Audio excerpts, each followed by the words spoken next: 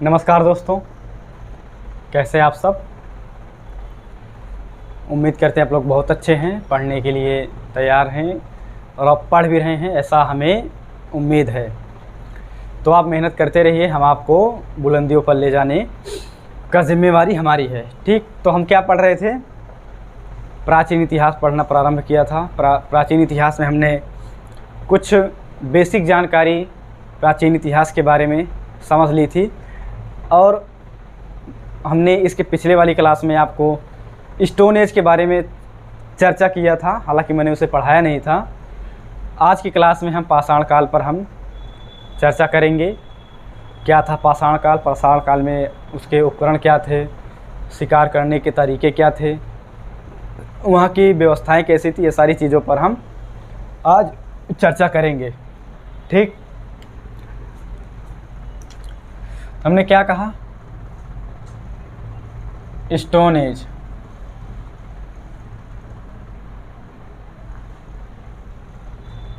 Stone age में हमने बताया था इसके पिछले वाली क्लास में,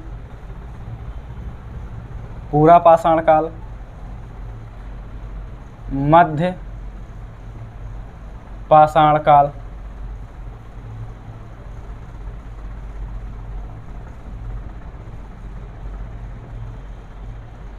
मध्य पाषाण काल और नवपाषाण काल।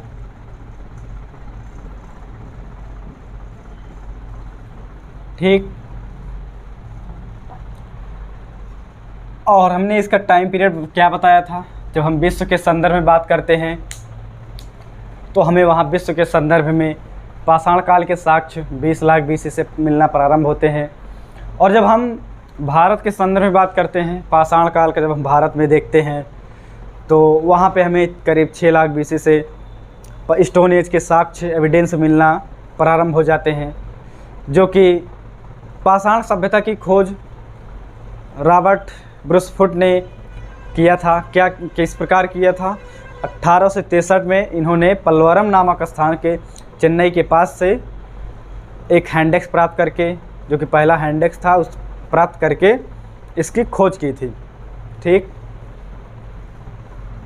हमने बताया ये 3 खंड बटे हुए हैं, पूरा पाषाण काल, मध्य पाषाण काल और नवपाषाण काल।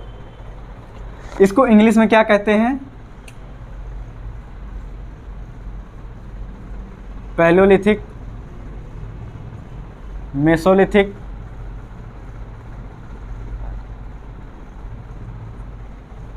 और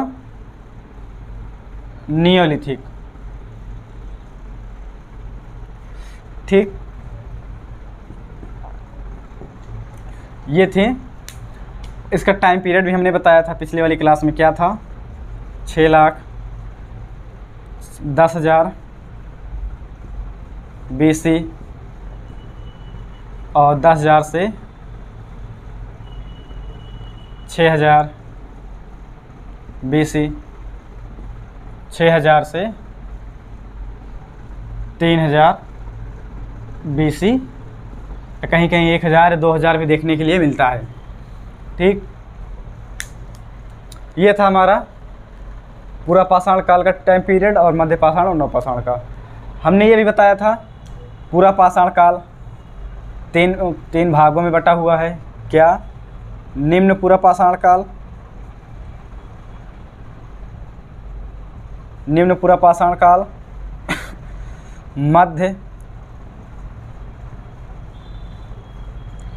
पूरा पाषाण काल और ऊपरी पूरा पाषाण काल। क्या बताया, निम्न पूरा पाषाण काल, मध्य पूरा पाषाण काल और ऊपरी पूरा पाषाण काल। इसका टाइम पीरियड क्या था, 6 लाख BC से 50,000 BC।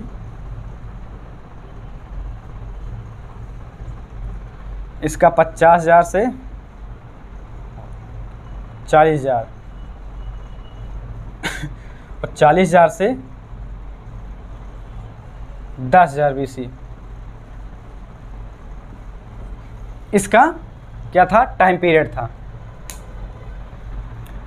हमने कल बताया था कि पूरा पाषाण काल क्या था, बहुत ही लंबा काल था, जिसे हम 3 खंड में बांटकर अध्ययन करते थे।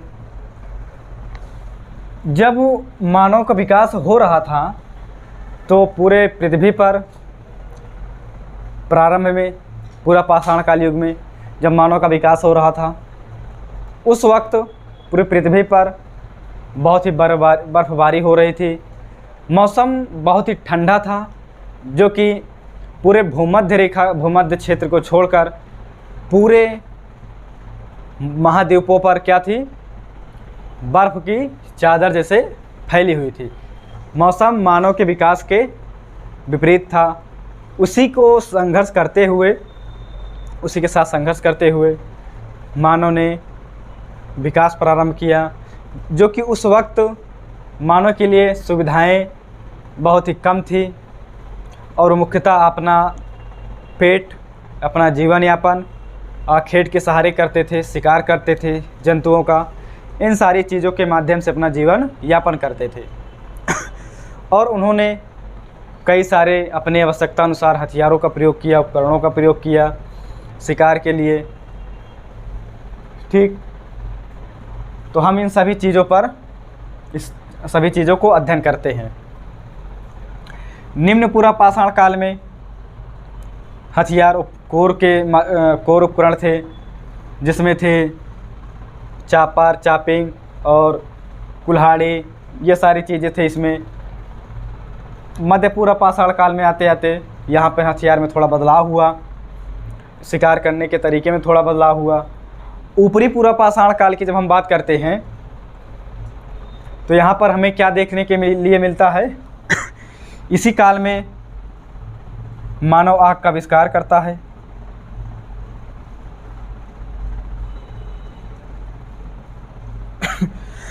सॉरी, ठीक, और यहीं पर आज का मानव क्या, होमो सैपियंस का विकास होता है, जो ज्ञानी था।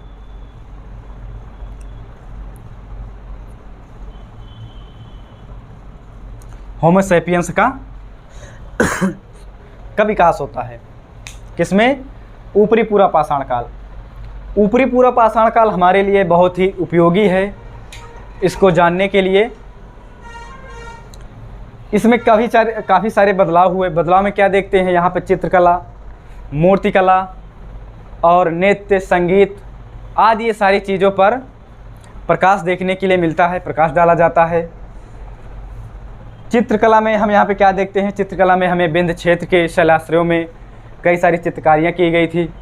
वहाँ पे हम जाकर देखते हैं तो कई सारे जीव जंतु, नृत्य, मनोरंजन आदि के सहारे आदि का चित्रों में अंकित किया गया है, वहाँ पे विंध्य के शैलाश्रयों में, यानी गुहा चित्रों में। ठीक, हम मूर्तिकला में देखते हैं तो मूर्तिकला का भी व्यापक रूप से इन्होंने उपयोग किया। मूर्तिकला में हमें लोहंदा नाला से एक वीनस की मूर्ति प्राप्त होती है, जिसे मातृदेवी कहते हैं। कहाँ से, लोहंदा नाला से एक मातृदेवी की मूर्ति प्राप्त होती है। तो हमें ये देखने के लिए मिलता है कि ये मूर्तिकला में भी बहुत ही रुचि रखते थे। नृत्य में भी हम देखते हैं, नृत्य कला में भी काफ़ी ये पारंगत थे। कई सारी चीज़ों के हम जब गुफाओं में देखते हैं, भीमबेटकाओं की गुफाओं में देखते हैं तो वहाँ पे नृत्य करती हुई आकृतियों का अंकित किया गया है। और ये लोग भोजन आदि सारी चीज़ों पर काफ़ी ज़्यादा इनके बदलाव आया, इनके जीवन में थोड़ा बहुत बदलाव आया। और ये लोग क्या करते थे, जीव जंतुओं का उसकी चमड़ी को निकालकर यहाँ पर सुई, तीर आदि धनुष, इस काल में सुई, तीर, धनुष, भाले आदि का प्रयोग किया गया उपकरण के रूप में।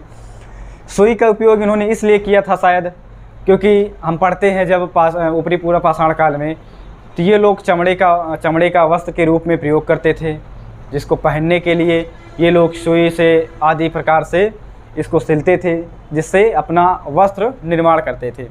ये सारी चीज़ें हमें कहाँ देखने के लिए मिलती हैं, ऊपरी पूरा पाषाण काल में। हमने क्या बताया, क्योंकि ऊपरी पूरा पाषाण काल में ही होमो सैपियंस का विकास होता है, जो कि हर मानव से, इसके पीछे के जितने मानव थे हम पढ़ते हैं ऑस्ट्रेलोपिथेकस, होमो हैबिलिस, होमो इरेक्टस और निएंडरथल।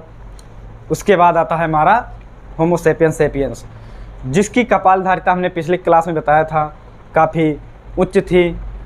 हमने ये भी बताया कि अपने आवश्यकता अनुसार चीज़ों का निर्माण करता था, नष्ट करता था, जो अनुपयोगी था उसको दरकिनार यानी उसको बाहर फेंक देता था और अपनी आवश्यकता के अनुसार चीज़ों का प्रयोग करता रहता था। इसी के साथ कई उसके जीवन में आखेटक में कई सारे बदलाव आए। लास्ट इसी में क्या हुआ, इसी से मौसम भी, इसी के लास्ट चरण में मौसम भी थोड़ा शुष्क यानी गर्म होना प्रारंभ हो गया था। मानव अपने रहन सहन के लिए चीज़ों को निर्माण करने लगा। इसी चीज़ यहाँ पर ऊपरी पूरा पाषाण काल में हम देखते हैं। ठीक, ये था हमारा पूरा पाषाण काल। अब पूरा पाषाण काल में हम ये बताए क्या कि यहाँ पर पहला हैंड एक्स कौन प्राप्त किया था?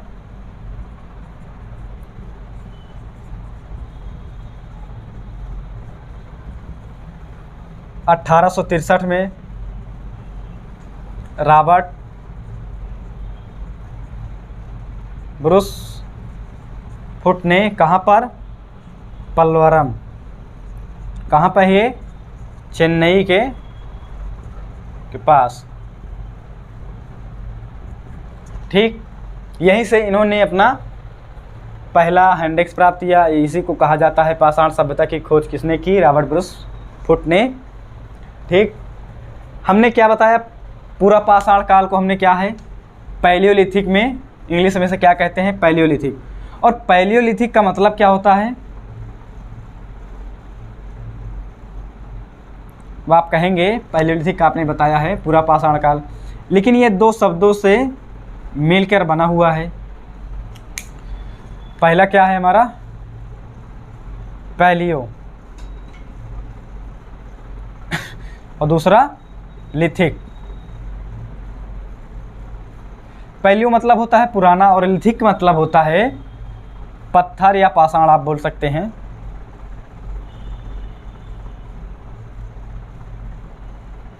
पाषाण या पत्थर।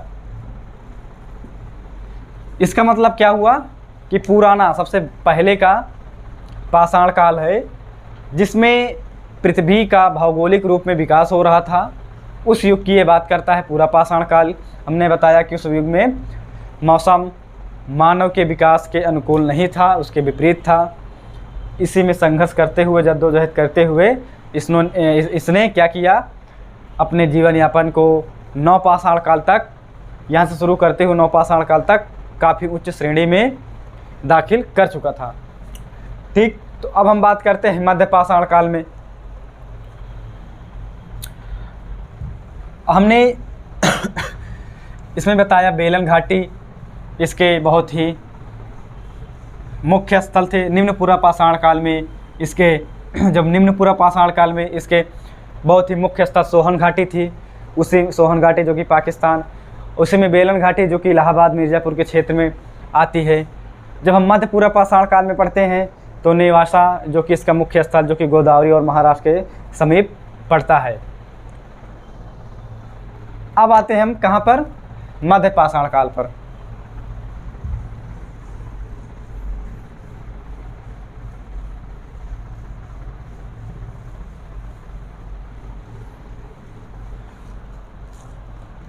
किस पर आते हैं? मध्य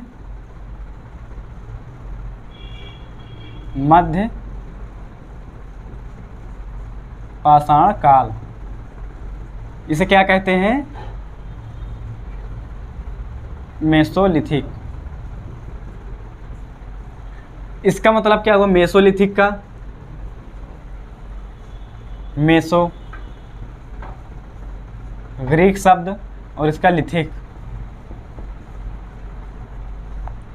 इसका मतलब होता है मध्य और इसका मतलब मैंने बताया पत्थर। इससे क्या मिलता है?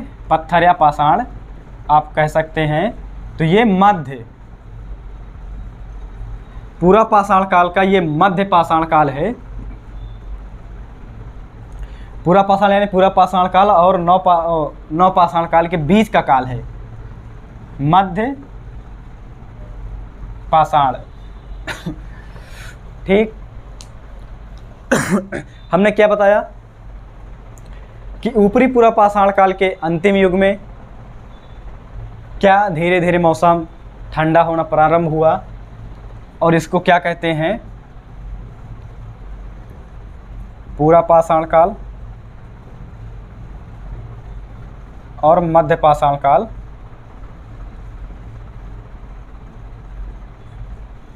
यहाँ पर क्या थी चीज़ें, यहाँ पर हिमयुग था, इसे हिमयुग कहते हैं या अंता हिमयुग कहते हैं। इसे क्या कहते हैं, इसी के बीच को क्या कहते हैं, संक्रमण काल। यहाँ पर मौसम में थोड़ा बदलाव हुआ। क्या हुआ मौसम में,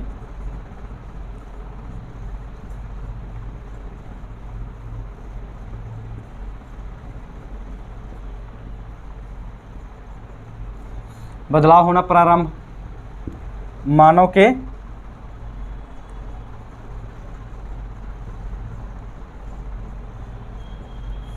के अनुकूल। ये किस में बताया हमने, मध्य पाषाण काल में। यहाँ पर भी मानव अभी उतना विकसित नहीं था, ये भी अभी शिकार के माध्यम से ही क्या करता था, अपना जीवन यापन करता था। किसके माध्यम से, शिकार के ही माध्यम से क्या करता था, शिकार या आखेट और खाद्य संग्रह। अभी शिकार और खाद्य संग्रह के भरोसे क्या करता था, जीवन यापन करता था। लेकिन यहाँ पर क्या था, इसके शिकार करने के तरीके में मूलभूत परिवर्तन आया, कुछ नवीन हुआ। कहाँ पर, मध्य पाषाण काल में। इसके हथियार में भी थोड़ा परिवर्तन आया। हथियार किस प्रकार के थे, फेंक कर मारने वाले, जैसे कुछ तीर, धनुष, भाले, कुल्हाड़ियाँ आदि सारी। कुल्हाड़ियों का भी उपयोग लगभग इसमें थोड़ा कम हुआ था, प्रचलन इसका कम रह गया था, क्योंकि पूरा पाषाण काल में इसका प्रचलन अत्यधिक था, क्योंकि इसका मुख्य हथियार कुल्हाड़ी ही था पूरा पाषाण काल में। लेकिन जब हम मध्य पाषाण काल में आते हैं तो कुल्हाड़ियों का उपयोग लगभग शून्य के बराबर था, मतलब इसका प्रचलन कम हो गया था। और इसमें शिकार करने, हमने क्या कहा, शिकार करने के तरीके में भी थोड़ा परिवर्तन आया। शिकार में क्या करते थे, पक्षियों को मारते थे, पक्षी, बड़े जानवरों,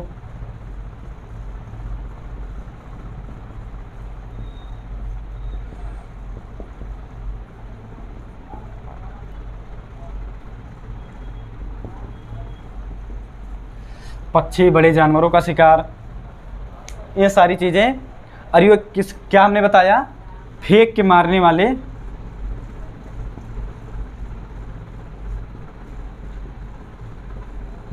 वाले औजार का उपयोग, जिसमें क्या थे, तीर, धनुष, भाले आदि सारी चीज़ें थी। इसके औजारों में मुख्य औजार से, जैसे आप पढ़ते हैं मध्य पाषाण काल में, ट्रायंगल आकार के थे, जिसे क्या कहते हैं, ऐसे बनते थे कुछ इसके हथियार, और अर्धचंद्राकार ऐसे थे, और समलंब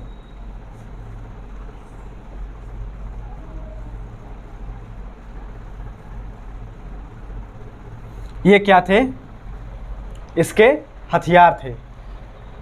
इसे त्रिकोण बोला जाता था, इसको अर्धचंद्राकार बोला जाता था। इसको क्या कहते थे, समलंब कहते थे। ये क्या थे, इसके हथियार थे। इसी के माध्यम से मध्य पाषाण काल के लोग शिकार करते थे, खाद्य संग्रह करते थे। इसमें क्या था, लोग अपने शिकार के दौरान, इसके अंतिम चरण में खेती का कुछ छिटपुट तरीके से खेती की जाती थी, मतलब कृषि, लेकिन उतना बदलाव नहीं आया था। खेती का प्रारंभ बहुत ही बड़े पैमाने पर हमें नवपाषाण काल युग में नियोलिथिक एज में देखने के लिए मिलता है।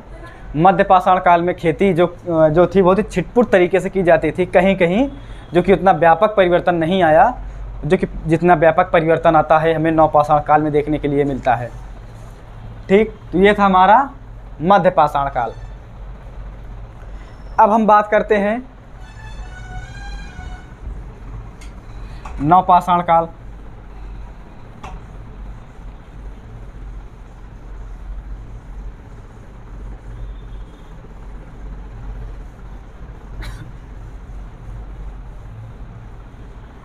इसी में मध्य पाषाण काल में कुछ इसके स्थल थे, स्थल उस पर भी थोड़ा देख लें। स्थल क्या थे? जैसे प्रतापगढ़ में उपस्थित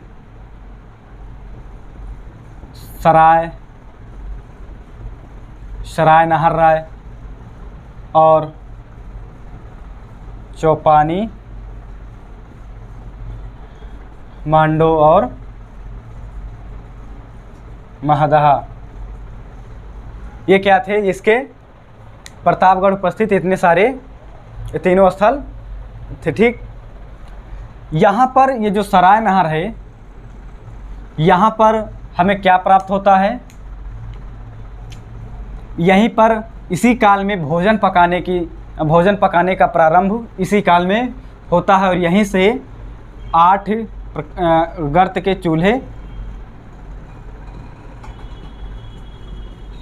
चूल्हे के साक्ष्य मिलते हैं। ठीक, और यहीं पर हमें मानव के घास फूस के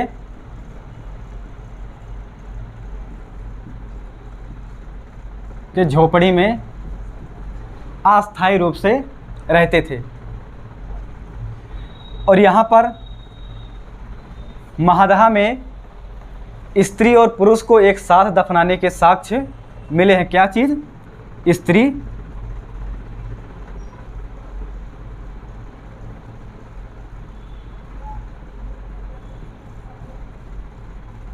स्त्री और पुरुष को एक साथ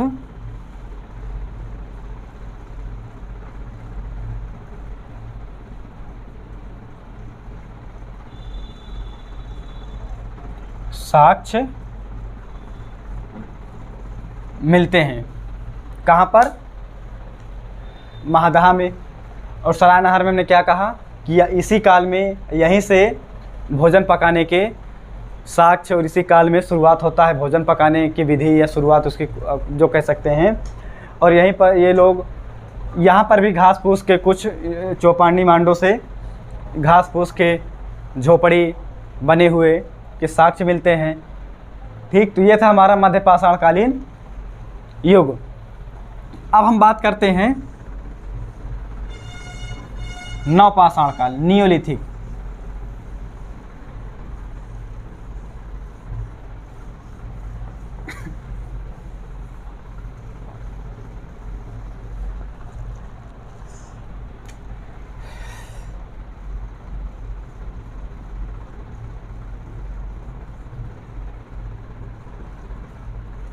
इसे क्या कहते हैं? Neolithic age. क्या है? Neolithic age. नियो मतलब नया, लिथिक मतलब पत्थर, नया पाषाण काल। नवपाषाण काल बहुत ही व्यापक इसका ये काल होता है। इसमें बहुत सारे परिवर्तन होते हैं। कई सारी चीज़ें बाद के कालों, पहले के कालों से, पूर्व के कालों से इसमें कुछ नया होता है। इसीलिए इसे हमारे बहुत बड़े इतिहासकार क्या कहते हैं? Garden child. इसे नवपाषाण कालीन क्रांति का नाम देते हैं। कौन कहते हैं? Garden child. सबसे पहले हम ये जानते हैं कि नवपाषाण शब्द किसने दिया। जो नवपाषाण शब्द है इसको किसने दिया? तो इसको देने वाले कौन थे? जॉन लोबाक। कौन थे? जॉन लोबाक। और इसमें क्या और नवपाषाण क्रांति का नाम किसने दिया?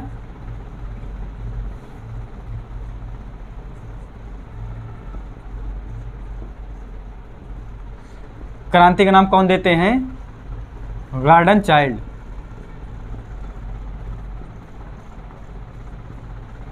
किसने दिया? Garden child. अब नवपाषाण क्रांति का काल गार्डन चाइल्ड ने दिया, वो तो ठीक है, लेकिन किस आधार पे दिया? ऐसा क्या हुआ जो पिछले के कालों में नहीं हुआ और इस काल में ऐसा हुआ? तो क्या हुआ जिसे इन्होंने, इतिहासकार ने, गार्डन चाइल्ड ने इसे क्रांति का काल कहा। इस काल को लेकर कई सारे इतिहासकार में बहुत ही डिबेट हुए हैं।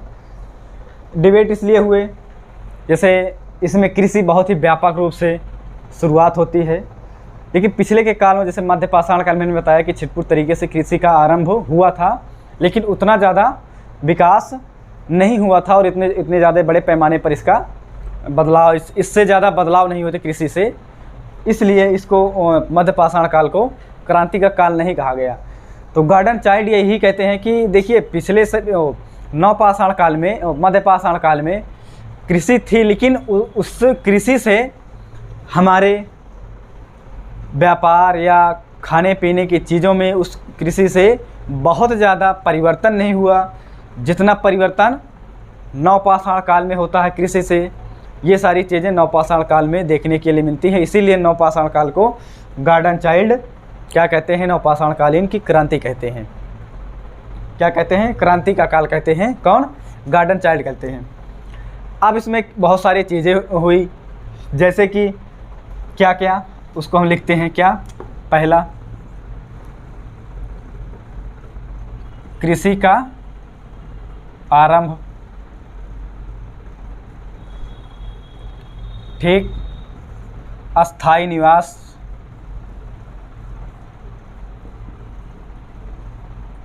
और इसे क्या कहते हैं? शिकार यहाँ भी करता था, और लेकिन खाद्य उत्पादन करना ये सीख गया। खाद्य उत्पादन मतलब जैसे हम देख रहे हैं कृषि का आरंभ, अस्थाई निवास और मृदभांड का निर्माण।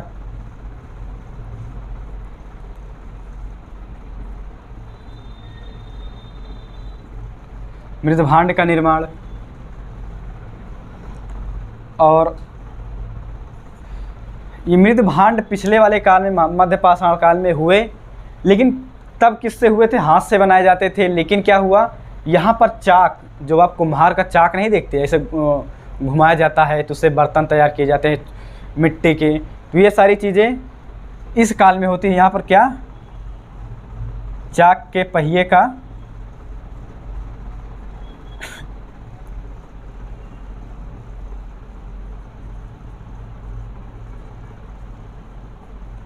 चाक के पहिए का आविष्कार। ये सारी चीज़ें किसमें देखने के लिए मिलती हैं? हमें नवपाषाण काल में बहुत ही बड़े पैमाने पे सारी चीज़ें देखने के लिए मिलती हैं। सबसे ज़्यादा इसमें जो बड़ा परिवर्तन लाता है वो था कृषि का आरंभ। इसी काल में कृषि का आरंभ होता है और यहीं से ही मानव अस्थाई जीवन व्यतीत करने लगता है। अब यहाँ पर अस्थाई जीवन व्यतीत करने से होता क्या है? अब मान लीजिए आपने कहीं घर बनाए, तो वहाँ से क्या होता है? एक समाज, एक ग्राम तैयार होता है। जब आप खाद्य उत्पादन के रास्ते पे चलते हैं, तो जब आप खाद्य उत्पाद करते हैं तो वहाँ पर कई सारी चीज़ें, हमें उस अन्न को रखने के लिए कुछ बड़े प्रकार का हमें बर्तन चाहिए होता है जिसमें हम उसको रख सकते हैं, जिससे कीड़ों से बचाया जा सके, है कि नहीं? और वहाँ इससे क्या हुआ? ग्रामीण में क्या हुआ? सहयोग की भावना पनपी, क्योंकि जब हम खाद्य उत्पादन करते हैं या खेती जब करना प्रारंभ करते हैं तो हमने क्या बताया? चाक के पहिए का आविष्कार। अभी लाइट कुछ क्षण पहले चली गई थी, इसीलिए क्लास में थोड़ा रुकावट आई। तो हमने क्या बताया? चाक के पहिए का आविष्कार, मृदभांड का निर्माण। और इसमें जब हम नवपाषाण काल का अध्ययन करते हैं तो इसमें हथियार में थोड़ा परिवर्तन आता है। इसमें क्या हुआ?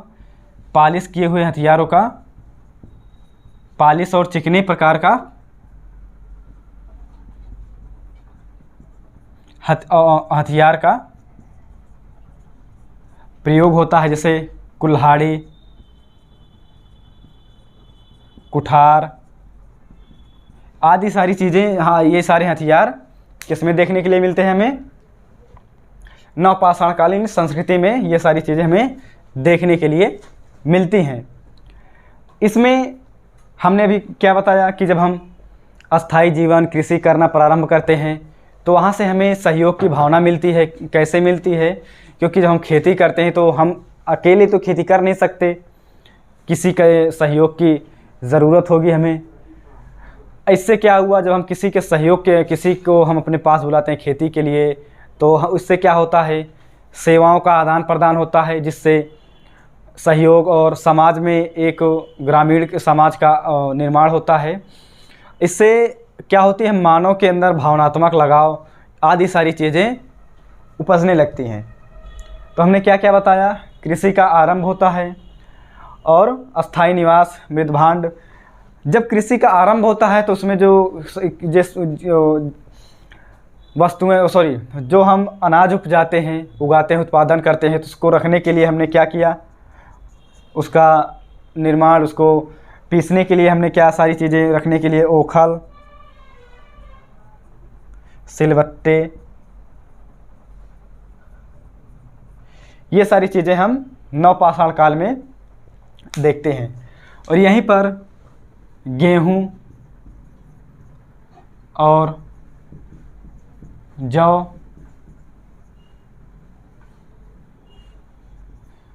कपास आदि वस्तुएं का उत्पादन होता है, प्रारंभ होता है। ठीक, जब हम नवपाषाण काल पढ़ते हैं, इसमें हमने बताया कि इसमें बहुत सारे परिवर्तन हुए। तो परिवर्तन को हमने बताया क्या क्या हुआ। चाक के पहिए का आविष्कार, जिससे मृदभांड बनाए जाते थे।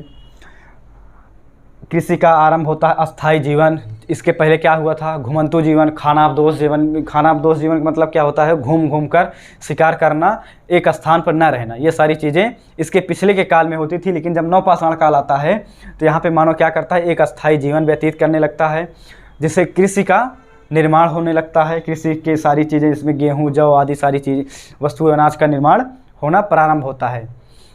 और सहयोग की भावना यहीं से लोगों के बीच संबंध बनने लगते हैं। ठीक, ये सारी चीज़ें नवपाषाण काल में होना प्रारंभ होती हैं। अब हम बात करते हैं नवपाषाणकालीन स्थल के विषय में। नवपाषाण काल के इसके पहले हमने क्या बताया? इसमें बहुत ही मेजर चीज़ें क्या थी? बेलन घाटी से हमें तीनों पाषाणकालीन स्थल प्राप्त होते हैं। पूरा पाषाण काल और मध्य पाषाण काल और नवपाषाण कालीन। एक ऐसा ही स्थल है जहाँ पर तीनों काल प्रारंभ उसके साक्ष्य मिलते हैं। ठीक, तो हम इस पर हम बात करेंगे इसके स्थल के विषय में। कई सारे स्थल हैं, जिसमें से बहुत मुख्य स्थल क्या था? मेहरगढ़। क्या था? मेहरगढ़। ठीक, कहाँ पर है ये? पाकिस्तान के बलूचिस्तान प्रांत में यह उपस्थित है। यहाँ से हमें क्या देखने के लिए मिलता है? यहाँ पर हमें गेहूँ, जौ, कपास आदि के साक्ष्य मिलते हैं। इसी के साथ हमें यहाँ पर धूप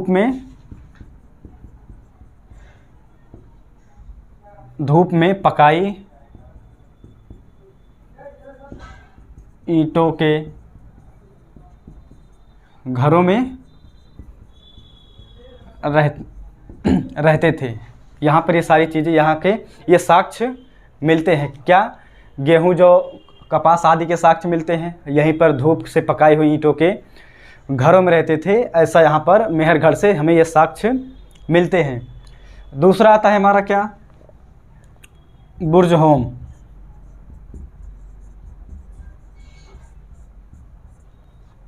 यहाँ से क्या मिलता है,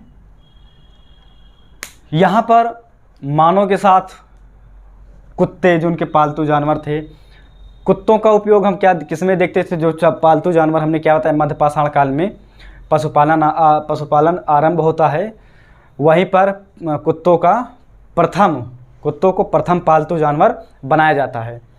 बुर्ज होम से हमें क्या देखने के लिए मिलता है, बुर्ज होम से जो मालिक हैं उनके कुत्ते उनको दोनों को साथ में दफनाने के साक्ष्य मिलते हैं। क्या मिलता है, मालिकों के साथ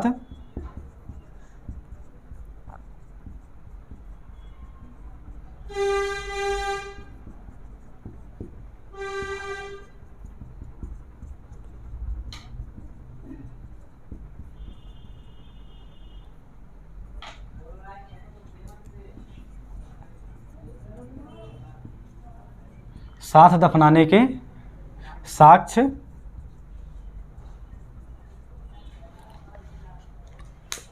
मिलते हैं। कहाँ से, बुर्ज होम से। ठीक, इसे में आता है क्या, दूसरा स्थल, ये कहाँ पे है बुर्ज होम, कश्मीर। दूसरा स्थल पिपली हल, मस्की, ब्रह्मगिरी, हल्लूर आदि, ये सारे स्थल कहाँ पे मिलते हैं हमें, कर्नाटक। कहाँ से, कर्नाटक में देखने के लिए मिलते हैं। यहाँ से हमें क्या मिलता है, किसका साक्ष्य मिलता है, यहाँ पर राख और गोबर के साक्ष्य मिलते हैं। पिपली हल, मास्क, ब्रह्मगिरी, हल्लूर, ये स्थल कहाँ पे हमें है, कर्नाटक। यहाँ से राख और गोबर के साक्ष्य मिलते हैं। इसी के अगला स्थल क्या आता है हमारा,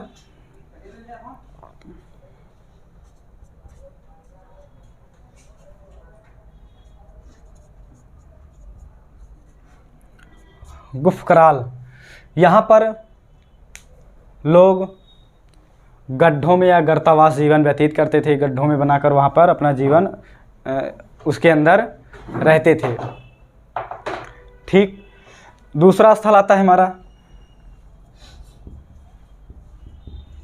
चिरांद। यहाँ पर कई सारे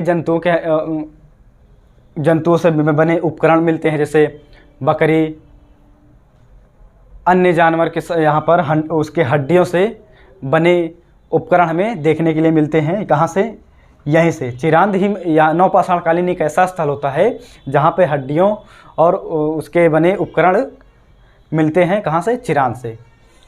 तो ये था हमारा नवपाषाण काल। ठीक,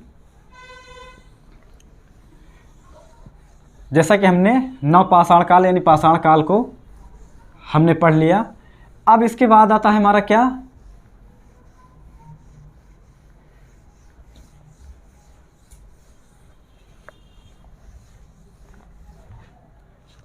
ताम्रपाषाण काल।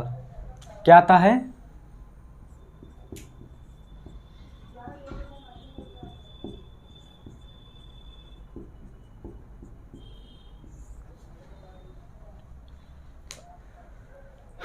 क्या है यहाँ पर, ताम्रपाषाण काल। ताम्रपाषाण काल का मतलब क्या होता है, यानी जहाँ पर पत्थर के औजारों के साथ साथ धातुओं का उपयोग, जैसे इसका उपयोग, धातुओं का उपयोग मिलना प्रारंभ हो, वहाँ पे उसे क्या हम कहते हैं, ताम्रपाषाण काल। धातु के रूप में प्रथम जो धातु थी वो क्या थी, तांबे की धातु थी, जिसको मानव ने अपने उपयोग में लाया सबसे पहले। तो इसीलिए इसे क्या कहा जाता है, यहाँ पर मतलब ताम्र का उपयोग मिलना प्रारंभ होता है, इसीलिए ये क्या होता है, ताम्रपाषाण काल का युग कहा जाता है। ताम्रपाषाण काल के लोग अपना जीवन कैसे व्यतीत करते थे, यहाँ पर भी शिकार करते थे। शिकार में ये जैसे पालतू जानवरों को भी पालतू के रूप में रखते थे, जैसे कि भैंस, गाय, भेड़, बकरी, सूअर आदि जानवरों का ये पालतू के रूप में उपयोग करते थे, जिसमें से ये जानवरों का शिकार, उसका मांस का प्रयोग खाते थे भी, और उसी में गायों का भी मांस खाते थे, लेकिन उतने बड़े पैमाने पर इन्होंने सूअर का मांस खाना इन्हें पसंद नहीं था। ये सारी हमें कहाँ पर देखने के लिए मिलती है? ताम्रपाषाण काल में। यहाँ के लोग आभूषण, और यहीं पे हमें कई सारे शिशु मृत्यु दर भी देखने के लिए मिलती है। कहाँ से? महाराष्ट्र, पश्चिमी महाराष्ट्र से। वहाँ पे कई सारे साक्ष्य बच्चों को मतलब दफनाने के साक्ष्य मिलते हैं। तो यहाँ पर देखने के लिए मिलता है कि भाई वहाँ पर शिशु मृत्यु दर अधिक थी। और यहाँ पर सामाजिक जो देखना ताम्रपाषाण काल में सामाजिक असमानता के भी साक्ष्य मिलते हैं, क्योंकि जो लोग शासक वर्ग के लोग थे वो बड़े घरों में रहते थे और महलों में रहते थे, लेकिन जो आम जीवन था, जो आम व्यक्ति था, वो घास फूस के झोपड़ियों में अपना जीवन व्यतीत करता था। तो यहाँ से हमें क्या देखने के लिए मिलता है? सामाजिक असमानता भी देखने के लिए मिलती है। ग्रामीण का भी यहाँ पे उपयोग, ग्रामीण साक्ष्य भी मिलते हैं। आभूषण भी देखने के लिए मिलता है और उपासना पद्धति भी देखने के लिए मिलते हैं, जैसे कि टेराकोटा के बने मालवा और राजस्थान से बैल की मूर्तियाँ देखने के लिए मिलती है। इससे पता चलता है कि वहाँ के लोग, ताम्रपाषाण काल के लोगों के उपासना बैल के रूप में की जाती थी। उनकी उपासना बैल से मतलब धार्मिक प्रतीक के रूप में देखने के लिए मिलता है। कहाँ से? राजस्थान और मालवा क्षेत्र से देखने के लिए मिलता है। तो ये था हमारा ताम्रपाषाण काल, जहाँ से कुछ स्थल हैं। आहार, यहाँ से क्या देखने के लिए मिलता है? यहाँ पे लोग धातु को उगलाने के लिए तथा धातु विज्ञान का अध्ययन करते थे, जो कि कहाँ पे है? बनास घाटी, उस राजस्थान। कहाँ पे है? बनास घाटी, राजस्थान। स्थल आहार, ठीक। नौदा टोली, यहाँ से भी हमें क्या देखने के मिलता है? यहाँ पर सभी प्रकार के खाद्य वस्तुएं उपजाई जाती थी, उसका उत्पादन किया जाता था, जो कि 10 हेक्टेयर के करीब क्षेत्र में फैली थी। ये सारी चीज़ें वहाँ पे मिलती हैं, ताम्रपाषाण काल में देखने के लिए मिलती हैं। सोनगांव और इनाम गांव से भी हमें कई सारी चीज़ें देखने के लिए मिलती हैं, ठीक। तो ये था हमारा ताम्रपाषाण काल का युग। आगे की क्लास में हम देखेंगे हड़प्पा सभ्यता, हड़प्पा सिविलाइजेशन। उसके बारे में हम बहुत अच्छे से पढ़ेंगे, जहाँ से क्वेश्चन अक्सर पूछे जाते हैं, ठीक। मिलते हैं नेक्स्ट क्लास में। थैंक यू, धन्यवाद।